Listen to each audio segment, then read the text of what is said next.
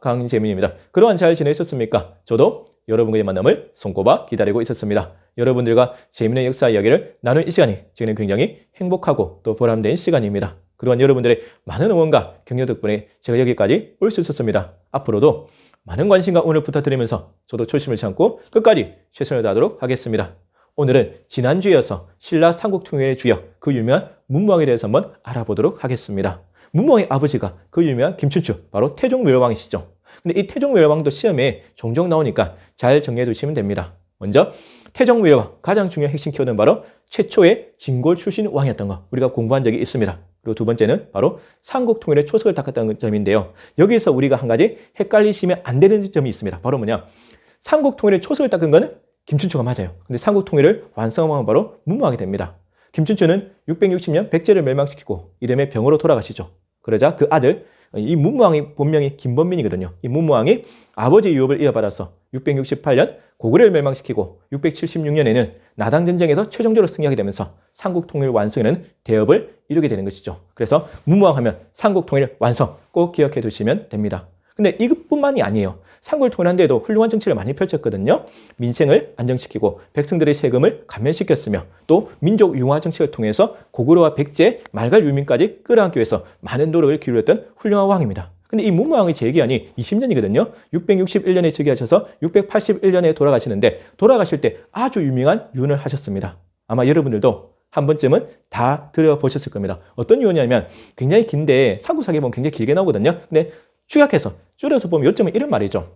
인생은 뜬구름 같다, 더덥다, 허망하다. 영웅도 죽고 나면 흙으로 돌아간다. 그러니까 내가 죽고 난 다음에 나의 장례식은 굉장히 검소하게, 간소하게 해라. 그리고 내 유해를 화장해서 그 유골을 동해 바다에 뿌리면 내가 신라를 지키는, 나라를 지키는 동해 용이 되겠다. 이런 말씀을 하셨습니다.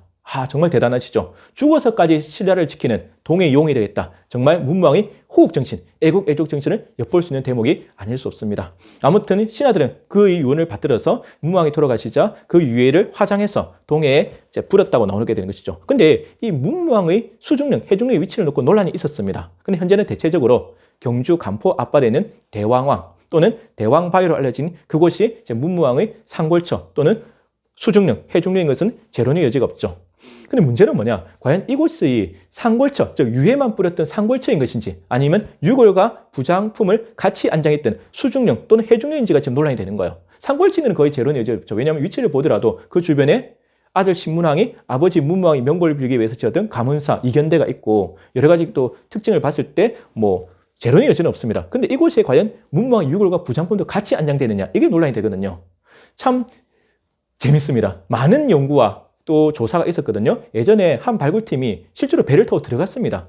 그 대왕암에 들어가서 대왕의 구조를 다 조사했거든요. 보니까 대왕암이 굉장히 큽니다. 실제로 들어가 보면. 그리고 그 안에 바닷물이 일종의 고여있는 연못처럼 보이는 곳이 있어요. 그리고 물길이 동쪽에서 들어와서 서쪽으로 나갑니다. 그리고 그 바닷물이 고여있는 연못 밑에는 커다란 덮개돌이 있었죠. 이러한 구조적 특징, 그리고 그 덮개돌 밑에 나무 짝대기로 찔러봤더니 짝대기가 쭉 들어가더라 이겁니다. 그래서 그곳에는 유골함과 부장품이 안장될 수 있는 넓은 공간도 있었다. 따라서 이곳이 여러 가지 구조적 특징과 이런 여러 가지 상황을 봤을 때 문무왕의 유골과 부장품이 안장된 수중령, 해중령이라고 결론을 지었었죠. 하지만 최근에 최첨단 과학기술을 발달하면서 다시 한번 이 문무왕의 대왕암을 정밀 조사 발굴하게 됩니다. 그랬더니 조금 다른 결과가 나왔어요. 뭐냐면 그 덮개돌 있죠. 대왕암에 이제 바닷물이 연못처럼 고여있는데 거기 덮개돌이 있는데 이 덮개돌은 옆에 있던 돌을 그냥 인위적으로 옮겨온 겁니다.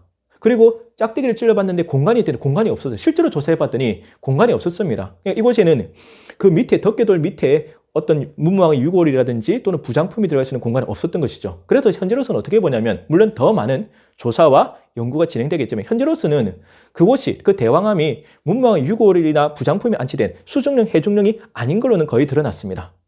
그러면 현재는 어떻게 해석하느냐? 문무왕의 유해를 부린 상골처는 맞지만 그래도 왕의 장례식이다 보니까 그냥 대충 할 수는 없지 않습니까? 그래서 이곳에다가 이곳을 인위적인 추모 공간 또는 성지로 만들지 않았을까? 왜냐하면 그 대왕암 안에 가시면 물길을 일부러 튼 흔적도 나고 바위를 깎은 흔적도 나고 그 덮개돌도 옆에 있던 돌을 옮겨봤거든요. 이렇게 누군가가 인위적으로 가공한 흔적이 나타난 겁니다. 따라서 비록 유골함, 부장품은 없는 그래서 해중령과 수중령이 아닌 건 확실하지만 이곳을 일종의 문무왕의 상골초 이상의 추모 공간, 성지로 만든 것은 맞다. 이렇게 보는 견해가 현재는 유력하게 제기되고 있죠. 아무튼 앞으로 더 많은 연구와 조사가 진행될 부분이 아닐 거라 생각하게 됩니다. 그리고 여러분들이 정말 이 간포 앞발에 가셔서 대왕을 바라볼 때는 이 문무왕의 호국정신, 애국 애종정신을 한번 떠올리시면서 문무왕을 추모하는 시간도 가졌으면 좋겠다. 그리고 오늘날 이 대한민국을 다스리는 이 정치인들이 이런 문무왕의 호국정신과 애국 애종정신을 좀 본받아서 좋겠다. 정말 권력욕의 화신이 되어서 감투 쓰는 데 집착하고 정말 갑질이나하고 이런 것이 아니고 정말 이 나라와 이 백성과 이 국민을 위하는 그러한 애국 애족 정신을 좀 무장한 진짜 참나온 정치인이 좀 많이 나왔으면 좋겠다는 생각을 문무왕을 통해서 하게 됩니다. 지금 문무왕이 정말 동의 용이 되는지는 모르겠지만 정말 그 정신만큼 우리가 좀 본받고 기렸으면 좋겠다는 생각을 하게 되면서 오늘 강의를 마치고자 합니다. 여러분, 제가 항상 여러분께 드리는 말씀이 있죠. 여러분들의 응원과 격려가 제게는 가장 큰 힘이 된다는 사실입니다. 앞으로도 많이 시청해 주시고 또 구독해 주시고 알려주시길 부탁드리겠습니다. 저도 초심을 참고 끝까지 최선을 다하도록 하겠습니다. 여러분 항상 건강하시고 행복하십시오. 지금까지 한국사 전문 강사 강재민이었습니다. 감사합니다.